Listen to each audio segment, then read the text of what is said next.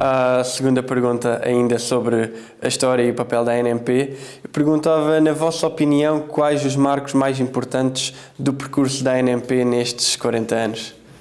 É difícil de responder, escolher momentos altos. O mais importante foi, sobretudo, a forma como foi capaz, e como dizia anteriormente, de acompanhar a vida, a dinâmica e a forma como os municípios têm estado ao serviço das populações.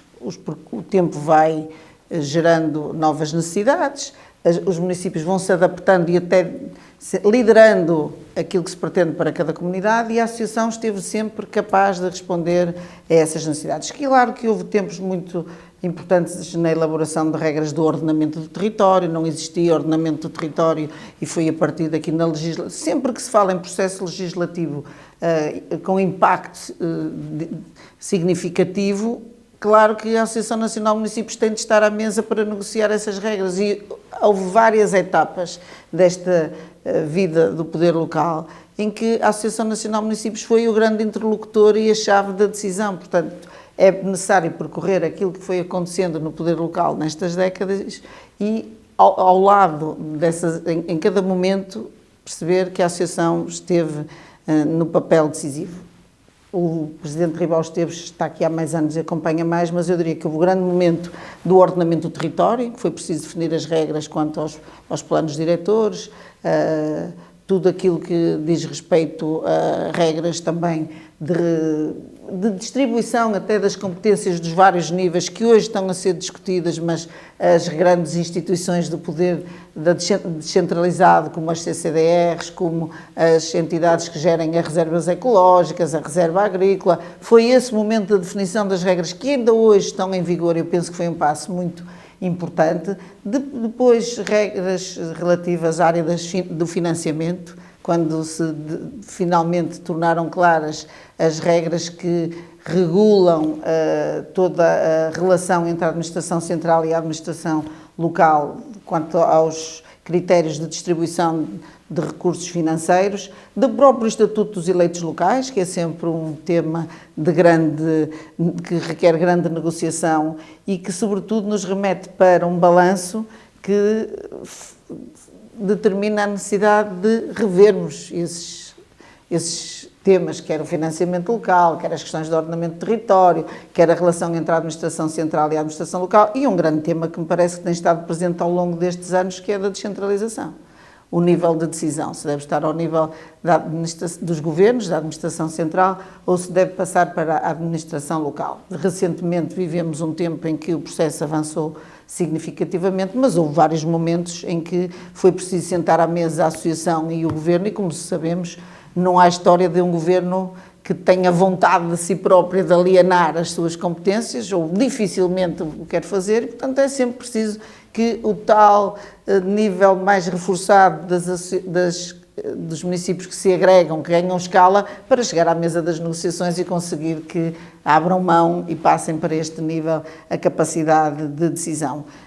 São momentos que me parecem importantes e, sobretudo, que nos fazem ter uma certeza que os processos, os temas que passam pela associação são temas que se renovam permanentemente, não se podem considerar fechados. Esta é uma associação que precisa de continuar a sua capacidade reivindicativa, porque estamos novamente em tempos que reclamam mais abertura por parte dos governos centrais, mais unidade por parte dos municípios e, sobretudo, algo que me parece decisivo, é que nós tomemos decisões que promovam e garantam a coesão territorial. O país continua um país muito dispar, há municípios em situações muito diversas de outros, temos municípios com grande capacidade reivindicativa e proporcional à sua capacidade financeira, ao número de habitantes que têm, mas existem municípios que dependem ainda das transferências do Orçamento de Estado, que não têm autonomia financeira, e das decisões que nascem do trabalho da Associação Nacional de Municípios. Devemos gerar coesão territorial e gerar equidade na distribuição dos recursos. E esse é um fator determinante, independentemente do momento em que estejamos, independentemente da fase da negociação, e creio que há muitos pontos altos da vida desta associação que acompanham o caráter absolutamente decisivo que as autarquias locais, maiormente os municípios, têm tido na vida do país neste tempo de democracia. Muito obrigado, então. Eu somava só 3 notas àquilo que disse a Luísa. Em primeiro lugar, o papel dos municípios liderados e coordenados pela ANMP na gestão dos fundos comunitários. Especialmente em alturas em que os municípios participavam diretamente na gestão, nas comissões que decidiam os projetos que se aprovavam ou que não se aprovavam. Já não é tanto assim, perdemos algum poder nos últimos 2 quadros comunitários, mas mesmo não tendo hoje uma participação direta, tem-se uma participação muito importante nas chamadas comissões de acompanhamento. E sabemos todos que os fundos comunitários para o país e para os municípios têm e seguramente vão continuar a ter uma presença muito importante. Em segundo lugar, gostava de destacar os nossos presidentes, porque as personalidades marcaram muito a vida da associação. Obviamente que os órgãos são colegiais, obviamente, mas o Artur Torres Pereira, o Mário de Almeida, o Fernando Ruas, o Manuel Machado e a Luísa Salgueiro marcaram com a sua ambiência e com a sua forma de liderar também os momentos diferentes da história da ANMP e cada um deles, obviamente,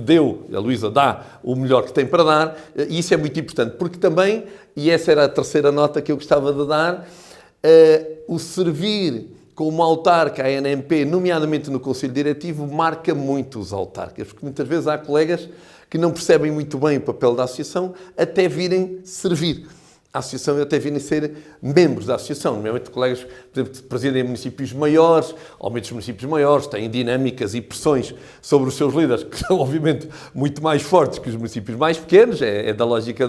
das coisas, mas é muito interessante. Tivemos aqui o Presidente da Câmara de Lisboa, o Nuno Cacis, ou o Carmona Rodrigues, foram nossos colegas no Conselho Diretivo, e eles aprenderam e cresceram muito,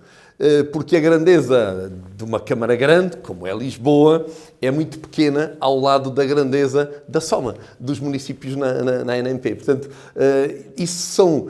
os marcos da vida da ANMP, mas eu aqui dava-lhe esta nuance do quanto a ANMP marca a vida dos autarcas, a vida dos municípios portugueses e a vida do país. E essa é talvez... eu escolhi esse como um marco principal da vida da ANMP, ou quanto ela é marcante para a vida dos autarcas que a servem, nos seus órgãos vários, mas obviamente com uma incidência mais forte no seu órgão com competências executivas, que é o Conselho Diretivo, e a forma como a vivência nos órgãos da associação marcam a vida de todos nós que temos